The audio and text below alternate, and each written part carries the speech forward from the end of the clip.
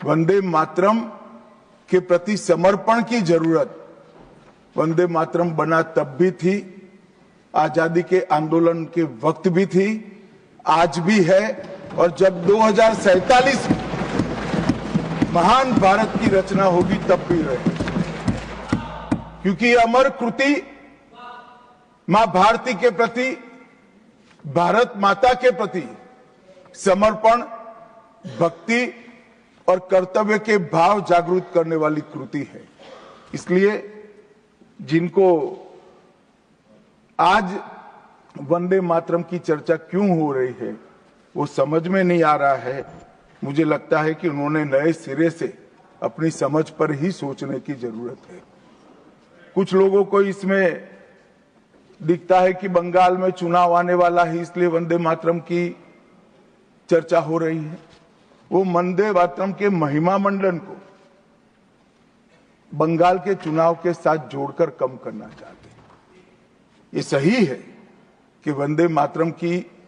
रचनाकार बंकिम बाबू बंगाल में पैदा हुए, बंगाल में गीत की रचना हुई, और आनंद मठ जिसमें बाद में वंदे मातरम समाहित हुआ, उसकी पृष्ठभूमि भी की बंगाल थी। मगर जब वंदे मातरम का प्रकटीकरण हुआ, वंदे मातरम बंगाल तक सीमित नहीं रहा था, देश तक भी सीमित नहीं रहा था। दुनिया भर में जहां पर आजादी के दीवाने थे वो गुप्त बैठक भी करते थे, तो पहले वंदे मातरम का गान कर बैठक की शुरुआत। और आज भी सरहद पर हमारा जवान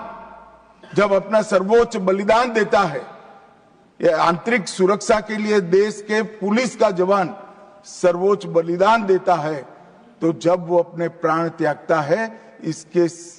मुंह पर एक ही मंत्र होता है, वो वंदे मातरम। मान्यवर, ये वंदे मातरम का गान, वंदे मातरम का गीत, ये भारत माता को गुलामी की जंजीरों से मुक्त करने का नारा बना था, आजादी के उद्घोष का नारा बन चुका था, आजादी के संग्राम का एक बहुत बड़ा प्रेरणा स्रोत बना था, और शहीदों को अंतिम बलिदान, सर्वोच्च बलिदान देते वक्त अगले जन्म में भी भारत में ही जन्म लेकर फिर से मां भारती के लिए बलिदान करने की प्रेरणा वंदे मातरम से